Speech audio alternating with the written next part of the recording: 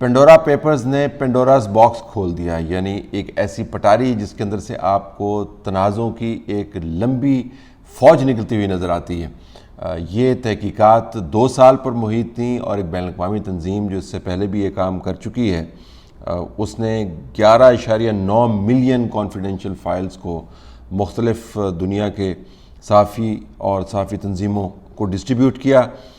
تقریباً 150 میڈیا کی تنظیمیں اس تحقیقات کے اندر موجود تھیں۔ تقریباً 2 سال یہ تحقیقات جاری رہیں۔ 200 ممالک سے ان کمپنیز یا ان سے متعلق جو انڈیویجولز ان کمپنیز کو استعمال کر رہے تھے ان کے تعلقات سامنے آئے۔ ان کمپنیز کے اندر 700 پاکستانیز بھی سامنے آئے، جن کے نام جو ہیں وہ کل سے خبروں کی نظر ہیں، آپ کے سامنے رکھ دیتے ہیں۔ شوکت ترین صاحب جو پی ٹی آئی کے فائنانس منسٹر ہیں اس وقت اور پاکستان کی معیشت کو سنبھال رہے ہیں، ان کی بھی آف شور کمپنی ہے۔ چودھری مونے صلاحی سپوت ہیں چودھری فیملی کے، اور ابھی حال ہی میں فیڈرل منسٹر بنے ہیں واٹر ریسورسز کے۔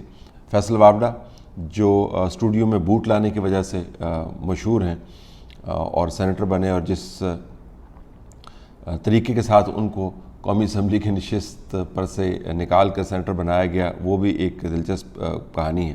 عارف عثمانی صاحب جو president national bank of Pakistan ہیں، ان کا بھی نام بیچ میں موجود ہے۔ Ali Jahangir Siddiqui ambassador at large for foreign investment, Pakistan میں لانے کے لیے ان کی بھی کا بھی نام بیچ میں موجود ہے۔ عدنان آفریدی ہیں managing director of national investment trust. Khusro Bakhtiar Sahab ہیں، پہلے شوگر انڈسٹری کے حوالے سے مشہور تھے، اس سے پہلے ساؤتھ پنجاب کے نمائندے کی حیثیت سے نون لیگ سے ناطہ توڑ کر پی ٹی آئی کی حکومت بنوانے میں مددگار ثابت ہوئے، اور آج کل اب ان پینڈوراز پیپرز کے بعد آف شور کمپنی کے حوالے سے مشہور ہو رہے ہیں۔ عبداللہ مسعود جو وقار مسعود، جنہوں نے کچھ عرصہ پہلے وزیر اعظم کے معاون برائے فائنانس اور ریونیو استعفیٰ دیا، ان کا نام بھی موجود ہے۔ عارف نقوی صاحب جو ابراج گروپ کو ریپرزینٹ کرتے ہیں، ان کے خلاف ویسے بھی مقدمات ہیں، پی ٹی آئی کے ہیوی فنڈر ہیں، ان کا نام ہے۔ علیم خان صاحب جو سینئر منسٹر ہیں، حالیہ انہوں نے ایک ٹی وی چینل بھی خرید لیا، ان کا نام بھی موجود ہے۔ شرجیل میمن کا نام موجود ہے۔ بولڈ ٹی وی اور ایگزیکٹ کے جو اونر ہیں شعیب شیخ صاحب، پاکستان کا جھنڈا ہر وقت ان کے سینے پر ہوتا ہے، ان کا نام بھی موجود ہے۔ اس کے علاوہ اگر آپ دیکھیں تو اور بھی نام ہیں۔ شفاعت اللہ شاہ لیفٹیننٹ جنرل ریٹائرڈ، ان کا نام موجود ہے۔ میجر جنرل ریٹائرڈ نصرت نعیم صاحب فارمر آئی ایس آئی کے ڈی جی ہیں کاؤنٹر ٹیررزم کے، ان کا نام موجود ہے۔ کمپنی کے رجسٹر کی 2009 میں ریٹائرمنٹ کے بعد۔ حسن مظفر صاحب ہیں جو ریٹائرڈ جنرل افضل مظفر کے بیٹے ہیں۔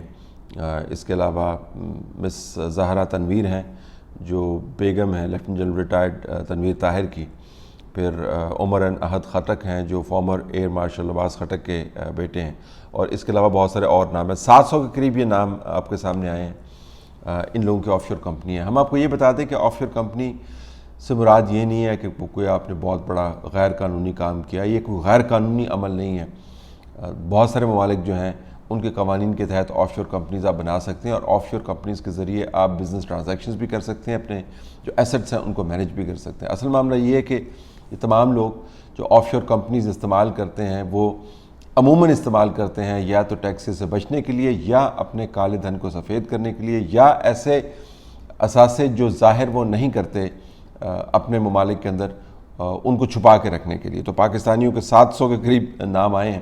وزیر اعظم کی رہائش گاہ سے متعلق کچھ تنازع چلا، لیکن بعد میں وہ سیٹل ہو گیا کہ زمان پارک 2 کا جو ایڈریس ہے، جو ایڈریس وزیر اعظم خود بھی استعمال کرتے ہیں، اس کا نام ایڈریس بھی دیا گیا ہے آف شور کمپنیز کے حوالے سے، لیکن بعد میں بتایا گیا کہ یہ ایڈریس ہے تو وہی، نمبر تو وہی ہے، لیکن یہ کوئی اور رہائش گاہ ہے جو اسی ایڈریس کے تحت اسی علاقے کے اندر موجود ہے، لیکن جس کی انٹرنس جو ہے کسی اور طرف سے ہے، اور وزیر اعظم کی یہ رہائش گاہ نہیں ہے، یہ کسی اور شخص کی، فرید الدین کی رہائش گاہ ہے جو اسی ایڈریس کے تحت چل رہی ہے، اور فرید الدین براہ راست وزیر اعظم کے رشتہ دار بھی نہیں ہیں، دور پر ہے کہ کہیں وہ ماموزاد ہیں شاید ان کے۔ یہ وضاحت کر دی کہ وزیر اعظم کی اس کے اندر کوئی آف شور کمپنی نہیں ہے، آفیشلی بتایا گیا۔ اب بڑا ایشو جو آپ کے سامنے آتا ہے وہ یہ نہیں ہے کہ آپ کے سامنے یہ نام آ گئے، بڑا ایشو یہ آتا ہے کہ وزیر اعظم کے ارد گرد ایسے لوگ موجود ہیں جو پاکستان میں کلیدی عہدوں پر فائز ہیں، جو ان کی کابینہ کے ممبر ہیں، اور وہ آف شور کمپنیز اون کرتے ہیں، اس کے ذریعے انہوں نے اپنے ایسٹس مینیج کیے ہوں یا ان کے رشتہ داروں نے ایسٹس مینیج کیے ہوں۔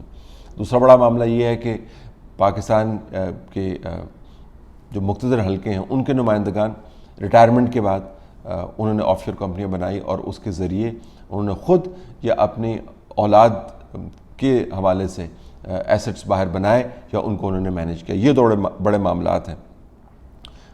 آف شور کمپنی کا نام یا اس کا کسی شخص کے ساتھ جڑ جانا اتنا بڑا ہنگامہ نہ کھڑا کرتا اگر پاناما پیپرز کے اندر سیاسی طور پر اس معاملے کو استعمال کر کے حکومتوں کو تہہ بالا کرنے کی واردات نہ کی جاتی۔ پاناما پیپرز میں آف شور کمپنی کو ایک گالی کا نام بنا دیا گیا۔ پاناما پیپرز کے اندر جن کی آف شور کمپنی نہیں بھی تھی ان کے نام ان کمپنیوں کی تہمت لگا کر ان کو سیاست سے فارغ کیا گیا۔ تو اب آف شور کمپنی کا ہونا جو ہے وہ ایک از خود دلیل بن گئی ہے اس پس منظر میں کہ آپ نے کوئی نہ کوئی دو نمبری یقیناً کی ہوگی۔ تو اگر دو نمبری آپ نے خود ہی اس کو ڈیفائن کر دیا کہ دو نمبری کا ایک ذریعہ ہے، تو پھر آپ کو ویسے ہی تحقیقات کرنی ہوگی جیسی آپ نے پاناما پیپرز کے بعد سیاستدانوں کے خلاف کی۔ تحقیقات کے اندر آپ کو ایک جوائنٹ انویسٹیگیشن ٹیم بنانی ہوگی، تحقیقات کے اندر آپ کو اس کی حد مقرر کرنی ہوگی اور ویسی میڈیا کیمپین چلانی ہوگی۔ ان لوگوں کو کہنا ہوگا کہ آپ مستعفی ہوں یا از خود اپنے اثاثے ظاہر کریں، ان کو اپنی سیٹیں چھوڑنی ہوں گی، ان کو اپنی منسٹریاں چھوڑنی ہوں گی، ان کو جو مراد دی گئی ہیں وہ واپس لینی ہوں گی۔ وہ تمام کام کرنا ہوگا جو آپ نے معیار بنایا پاناما پیپرز کے اندر۔ تو ایک تو بہت بڑا ایشو ہے۔ دوسرا یہ کہ وہ مقتدر حلقوں کے لوگ، چاہے وہ فوج سے ان کا تعلق ہو یا ایئر فورس سے ان کا تعلق ہو، ان کو بھی وضاحت کرنی ہوگی کہ ان کے پاس اثاثے جو ہیں یہ کہاں سے آئے اور ان اثاثوں کو مینیج کرنے کے لیے ان کو آف شور کمپنیاں بنانے کی ضرورت کیوں محسوس ہوئی۔ یہ بہت بڑا ایشو ہے۔ دو چار کیسز سے آپ بہت بڑا کیس نہیں بنانا چاہیے کسی بھی صورت میں۔ میں تو پاناما پیپرز کے دنوں میں بھی اس حق میں بالکل نہیں تھا کہ آپ ایک آدھ کیس کو بنیاد بنا کر پورے کے پورے نظام کو تہہ بالا کر دیں، لیکن وہی واردات کی گئی۔ بہرحال اس کیس میں بھی میں وہی معیار رکھتا ہوں کہ آپ کو ایک دو ایگزامپلس کو لے کر بہت بڑے کوئی آرگومنٹس نہیں کرنے چاہیے، ججمنٹس نہیں پاس کرنی چاہیے، لیکن ان لوگوں کو وضاحتیں تو دینی ہیں اور پھر اس کی تحقیقات بھی آپ کو کرنی ہوگی۔ تیسرا جو بڑا معاملہ ہے وہ ناموں سے آگے کا ہے۔ وہ یہ کہ پاناما پیپرز کے اندر 400 لوگوں کے نام آئے، آپ نے 2 لوگوں کو پکڑا اور ان لوگوں کی ایسی کی تیسی کر دی اور ان کا تعلق واسطہ ثابت بھی نہیں ہوا اور ان کے کیریئر آپ نے تباہ کر دیے، ملک سے ان کو بھگا دیا اور ابھی تک ان کے اوپر آپ نے تہمت لگائی ہوئی کہ یہ کرپٹ ترین لوگ ہیں، باوجود اس کے کہ 3-4 سال میں جو بھی خود تحقیقات کی اس کا نتیجہ 0 نکلا، قوم کا پیسہ بھی ضائع ہوا۔ لیکن اس کے علاوہ جو پاناما پیپرز کے 398 یا 390 یا 399 لوگ موجود تھے، ان کے بارے میں آپ نے کوئی تحقیقات نہیں کی۔ جو آپ نے ایسیٹس ریکوری یونٹ بنایا ہے، سوال بڑا یہ بنتا ہے وہ ایسیٹس ریکوری یونٹ کیا جھک مار رہا تھا؟ کیا اس کو پتہ نہیں تھا کہ پاکستان کے اندر پاناما پیپرز کے اندر دوسرا خاندان بھی انوالو ہیں؟ اس کی تحقیقات کیوں نہیں کی؟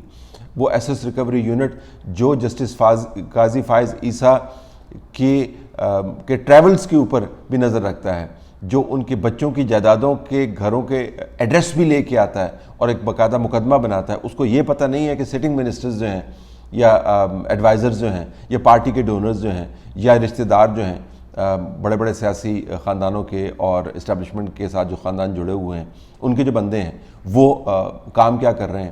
کیا جو ریونیو کلیکٹرز ہیں ان کو اس بات کا علم نہیں ہے؟ وہ تحقیقاتی ادارے جو اتنے متحرک تھے پاناما پیپرز کے اندر، وہ اس کے بعد چادر اوڑھ کر لمبی تان لے کر سو کیوں گئے؟ اور 700 لوگ جو ہیں، اور یہ صرف ٹپ آف دی آئس برگ ہے، یہ چند لوگوں کے نام ہیں، 700 بھی کوئی بہت زیادہ نام نہیں ہے۔ پاکستان میں ہر دوسرے گھر کے اندر اگر آپ جائیں تو آپ کو ایسی ہی سٹوری ملتی ہے۔ تو وہ تمام کا تمام احتساب کا نظام جس کے بارے میں کہتے ہیں کہ مافیاز پاکستان کے اوپر حاوی ہو گئے ہیں، تو ہر مافیا کی جب خبر نکلتی ہے اس میں سے 6 بندے ارد گرد بیٹھے ہوئے ہوتے ہیں۔ تو یہ کس قسم کا نظام ہے کہ جو مافیاز کے خلاف جنگ بھی کر رہے ہیں اور مافیاز اس کے ساتھ بھی بیٹھے ہوئے ہیں، جو مافیاز کے اوپر حملے بھی کرتا ہے اور مافیاز کے وسائل سے مستفید بھی ہوتا ہے، جو مافیاز کے خلاف جہاد بھی کیا ہوا ہے اور تمام تر رسک لینے کو بھی تیار ہے، اور پھر مافیا کی گاڑیوں کے اوپر سوار بھی ہوتا ہے، مافیا کے جہاز کو بھی استعمال کرتا ہے۔ بنیادی طور پر پینڈورا پیپرز ہیں آپ کو یہ نہیں بتاتے ہیں سر کہ لوگوں کے نام کیا ہیں۔ اس طرح کے تو بہت سارے آپ کو لوگوں کے نام نظر آئیں گے، اور کوئی حیرانی بھی نہیں ہوتی جب یہ نام سامنے آتے ہیں، کیونکہ سب کو پتہ ہے کہ یہ لوگ کام کیا کرتے ہیں۔ اصل ایشو یہ ہے کہ جس طریقے سے بعض احتساب کے معاملات کو توڑ موڑ کر سیاسی مقاصد کے لیے استعمال کیا گیا، وہ معیار آپ دوسروں پر لاگو کرنے کو، اپنے ارد گرد کے قریبی لوگوں پر لاگو کرنے کو تیار نہیں۔ یہ پینڈورا پیپرز کا سب سے بڑا پیغام ہے کہ تمام تر بڑکوں کے باوجود، نعروں کے باوجود، ٹویٹس کے باوجود، تقاریر کے باوجود اور انقلاب لانے کے دعووں کے باوجود پاکستان کا نظام وہیں پر کھڑا ہے، بلکہ اس سے بھی بدتر حالات میں ہے جیسے پہلے تھا۔ بدتر حالات میں کیوں کہہ رہا ہوں؟ کیونکہ پہلے یہ کوئی نہیں کہتا تھا کہ ہم بہت صاف ستھرے ہیں اور ہم پاکستان کو مکمل طور پر دودھ کا دھلا کر دیں گے، اور ہمارے آنے کے بعد آپ دیکھیے گا تاریخ تبدیل ہو جائے گی۔ پہلے جو معیار سیٹ کیا گیا تھا وہ زیادہ میرے خیال میں حقیقت پسندانہ معیار تھا۔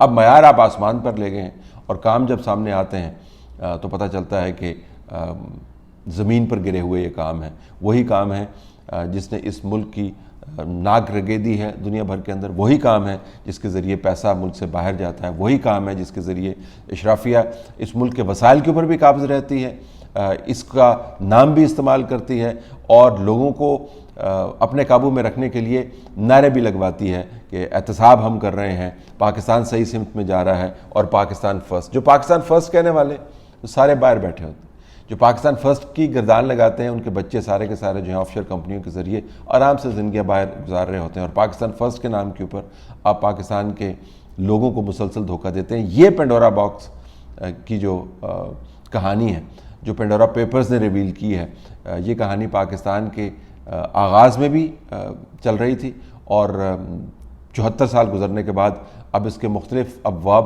مسلسل لکھے جا رہے ہیں، اور یہ ختم ہونے والے نہیں ہیں۔ یہ سب سے بڑا پیغام اور یہ سب سے بڑی خبر ہے جو اس بڑی خبر کے اندر سے نکلتی ہے۔